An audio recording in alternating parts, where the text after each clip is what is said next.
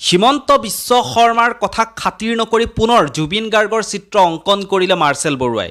হয়, মাৰ্চেল বৰুৱাই পুনৰ জুবিন গাৰ্গৰ চিত্ৰ অংকন কৰিছে, যিহেতু মুখ্যমন্ত্ৰী হিমন্ত বিশ্ব শৰ্মা ডাঙৰীয়াই কৈছিল যদিহে জুবিন গাৰ্গৰ চিত্ৰ অংকন কৰা হয়, এতিয়াৰ পৰা যদি মই জুবিন গাৰ্গৰ চিত্ৰ এনেদৰে অংকন কৰা দেখোঁ তেতিয়াহ'লে কিন্তু মই জেললৈকে পঠিয়াম, এনেধৰণৰ মন্তব্য আগবঢ়াইছিল হিমন্ত বিশ্ব শৰ্মাই আজিৰ পৰা দুদিন আগত। কিন্তু হিমন্ত বিশ্ব শৰ্মা ডাঙৰীয়া অসমৰ সন্মানীয় মুখ্যমন্ত্ৰী হিমন্ত বিশ্ব শৰ্মা ডাঙৰীয়াৰ কথাক ভেঙুচালি কৰা হৈছে। ভেঙুচালি কৰি পুনৰ জুবিন গাৰ্গৰ চিত্ৰ অংকন কৰিছে মাৰ্চেল বৰুৱাই। আৰু হিমন্ত বিশ্ব শৰ্মা ডাঙৰীয়াই যি মন্তব্য আগবঢ়াইছিল জুবিন গাৰ্গৰ চিত্ৰ অংকন কৰিলে জেললৈ পঠিয়াম বুলি, তাৰ মূল কেন্দ্ৰ হৈছিল, ঘটনাটোৰ মূল কেন্দ্ৰবিন্দু হৈ পৰিছিল গণেশগুৰি ফ্লাইঅভাৰৰ তলত থকা সেই বিশেষ চিত্ৰখন, যি চিত্ৰ অংকন কৰিছিল মাৰ্চেল বৰুৱাই। জুবিন গাৰ্গৰ সেই বিশেষ চিত্ৰখন দুজন পেইণ্টাৰে মচি পেলাইছিল। তাৰ কেইদিনমান পিছতেই জাপানৰ প্ৰধানমন্ত্ৰী অসমলৈ অহাৰ কথা আছিল।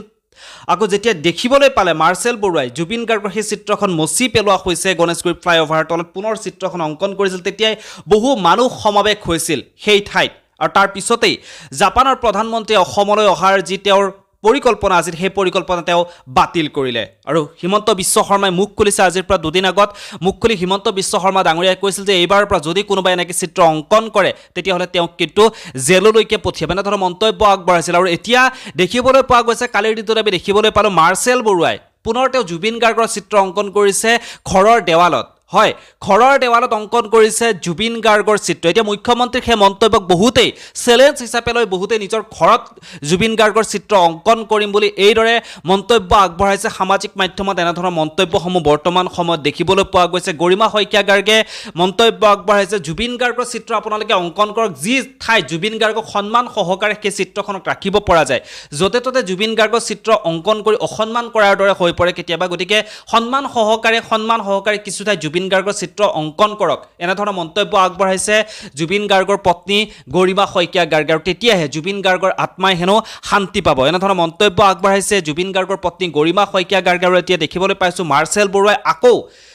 জুবিন গাৰ্গৰ চিত্ৰ অংকন কৰিছে এখন ঘৰৰ দেৱালত খুব সুন্দৰকৈ জুবিন গাৰ্গৰ চিত্ৰ অংকন কৰিছে। আচলতে হিমন্ত বিশ্ব শৰ্মাৰ যি মন্তব্য সেই মন্তব্যক এক প্ৰকাৰ ভেঙুচালি কৰাৰ দৰে হৈ পৰিছে, কাৰণ জুবিন গাৰ্গ প্ৰত্যেকজন অসমবাসীৰ হৃদয়ত আছে। প্ৰত্যেকজন অসমবাসীয়ে জুবিন গাৰ্গক মনে প্ৰাণে ভাল পায়। গতিকে তেওঁলোকে যদিও চৰকাৰে এইদৰে তেওঁলোকে ফ্লাইঅভাৰত ফটোসমূহ আঁকিব নিদিয়ে, তথাপিও কিন্তু প্ৰত্যেকজন অসমীয়া ইচ্ছা কৰিলে তেওঁলোকে নিজৰ ঘৰতেই জুবিন গাৰ্গৰ চিত্ৰ অংকন কৰি ল'ব। আচলতে হিমন্ত বিশ্ব শৰ্মা ডাঙৰীয়া, অসমৰ মুখ্যমন্ত্ৰী হিমন্ত বিশ্ব শৰ্মা ডাঙৰীয়াই জুবিন গাৰ্গৰ চিত্ৰসমূহক যাতে এইদৰে য'তে ত'তে আঁকি অপমান কৰা নহয় তাৰ বাবেহে চাগে এইদৰে ব্যৱস্থা গ্ৰহণ কৰিছিল, এইদৰে কঠোৰ হৈ পৰিছিল। কাৰণ জুবিন গাৰ্গৰ চিত্ৰসমূহ সেইদৰে অংকন কৰিলে বহুৱে সেই ঠাইত আহি তেওঁলোকে জুবিন গাৰ্গৰ চিত্ৰখনক সন্মান দিব নাজানি তাৰ তলতে পিকাই থৈ যায়, তাৰ তলতে নিচাযুক্ত দ্ৰব্যসমূহ তেওঁলোকে সেৱন কৰে। বিভিন্ন ধৰণৰ এনেকুৱা ঘটনাবোৰ আমি দেখিবলৈ পাওঁ, এনেকুৱা ঘটনাবোৰ আমি শুনিবলৈ পাওঁ। গতিকে সেইবাবেই চাগে হিমন্ত বিশ্ব শৰ্মাই এইদৰে ক'তো ফ্লাইঅভাৰত এনেকৈ জুবিন গাৰ্গৰ চিত্ৰ অংকন কৰাত বাধা আৰোপ কৰিছিল। আৰু এতিয়া